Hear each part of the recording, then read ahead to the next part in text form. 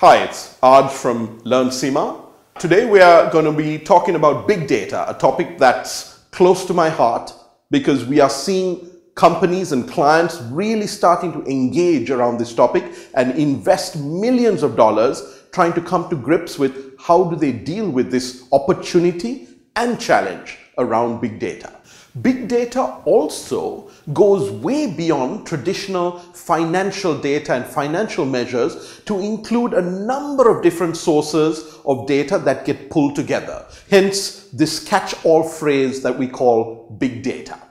Let's peel this back a little bit more to understand the types of data that we include in this concept. On a day-to-day basis, you're going online, you are logging into Facebook, you are using your mobile application, you are shopping, you are sending text messages to your friends.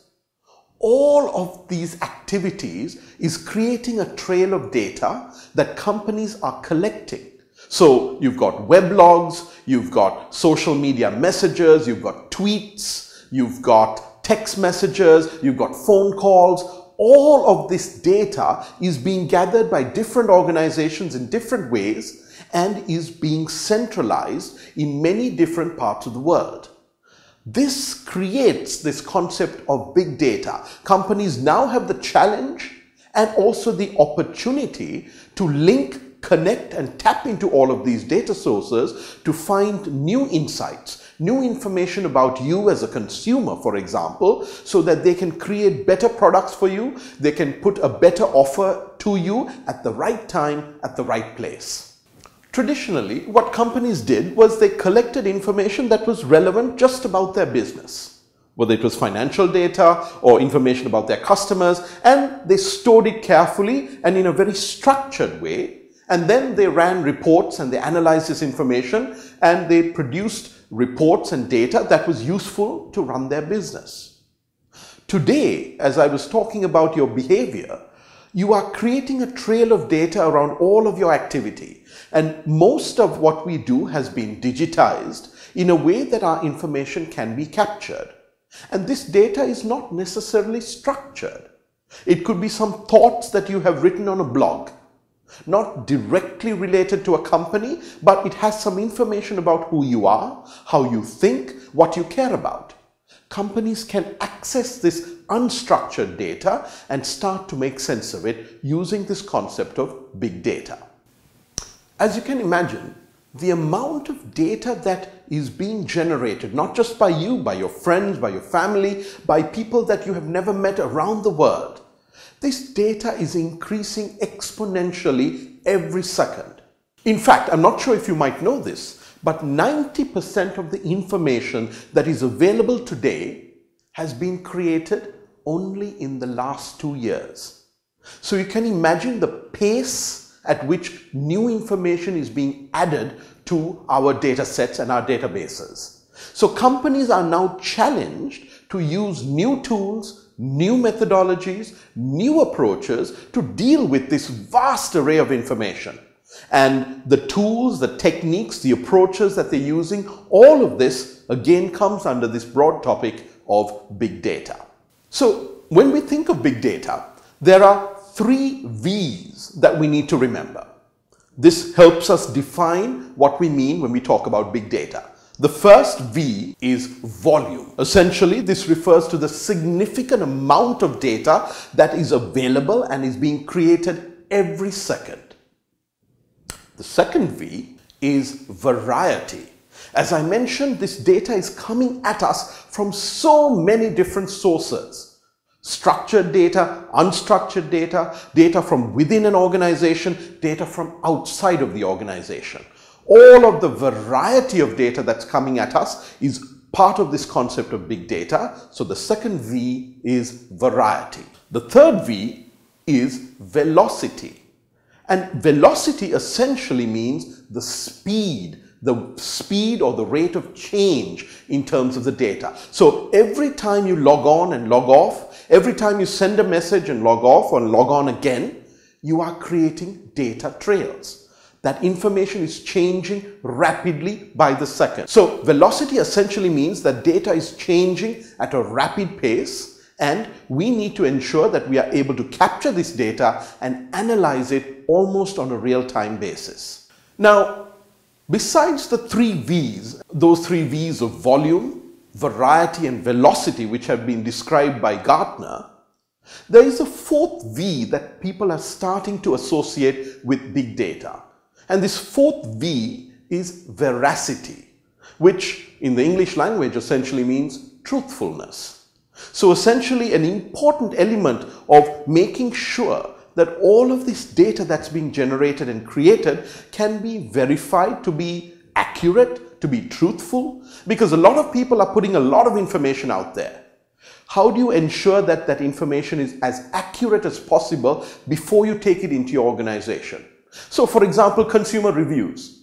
Anybody can get online and write a review, a good review, a bad review, a negative review about an organization and its services. But do we know if those reviews are correct? Are they truly representative of consumer opinion? So you need to be very careful in sourcing those reviews, in verifying, in following up with individuals to make sure those reviews are accurate before you absorb them into your data set. So veracity is your 4th V that becomes a very important fact in big data. So why should we care about big data? A couple of key reasons. The first is that it can help organizations to drive innovation. If organizations are able to access all of this information rapidly and analyze it and come up with new ideas, new ways to service their customers, that will spur innovation and help them move ahead. The second reason is that big data will enable a company to create competitive advantage. Companies that have invested in creating the required resources, data sets, databases, software, hardware to enhance and access all of this big data will for sure be able to generate competitive advantage because they will be coming up with methodologies, approaches, solutions, products, services well ahead of their competition, and those products and services will be targeted at the right customers at the right time. So big data is a clear opportunity for organizations to create competitive advantage. The final reason that we should care about big data is that it enables companies to enhance and to improve productivity. Again, by being able to track, monitor and analyze numerous data sets and to pull it all together into a single view, companies can very quickly realize where they're adding value, where they're destroying value, and as a result, where should they focus more attention and where should they instead start slicing off parts of the business or stopping certain activities so that they stop destroying value. We've been talking theoretically about this concept of big data, but how does it come into play in the real world? What you're starting to see, for example, is with large retailers in advanced markets like the US or the UK, where they're starting to leverage multiple data sets. They've always had access to transaction data. What you buy, how much you bought, the basket of goods that you bought. So they have that information. They're starting to couple that with a lot of information from their loyalty program. From their loyalty cards, which you have signed up for, they're going to get a lot more information about who you are, about your family, about where you're from, about how long of a distance you drive to get to their store. So all of that data is being captured because you're a member of a loyalty program. In addition, they are buying data about the neighborhood that you live in, the incomes, the number of houses, the large household sizes. All of that information is coming at them from additional data sets. So they are building a very rich understanding of who you are, why you're buying from them, and when you visit their store. Now, on top of that, they have installed devices inside the store. So they've got cameras that monitor you as you walk in the store. They've got eye beacons that have been placed throughout the store so that if you walk by those beacons and if your mobile phone GIS system is on, it will tell the store who you are and where you were inside the store at what particular time. They're also using satellite imagery to track the vehicles that drive into their parking lots at what time, how many vehicles were there, and soon over time they might be able to actually tell the type of vehicle that came into the store and parked in the parking lot. All of this data they are taking and they are building the most comprehensive picture about you as a consumer. So big data is giving companies significant advantage, while at the same time it might make you feel a little nervous that all of this information about you has been gathered and has been analyzed with the sole purpose of trying to put in front of you the perfect good or service that you want to buy. Now, as you can see, big data has numerous benefits for organizations, but there are again some drawbacks that we need to be aware of. The first is that not all data is readily accessible and convertible to be useful. A lot of information still resides in old systems or in manual paperwork that becomes very difficult to access. So companies need to figure out when do they start collecting the right information, and the information that's not accessible, they need to decide very quickly, let's move that information out and let's try and move forward. The second, which is a big challenge for most organizations, is the lack of skilled people. There aren't that many people around today who are extremely good at manipulating these large data sets. So companies are on the lookout for these new roles, for example, called data scientists.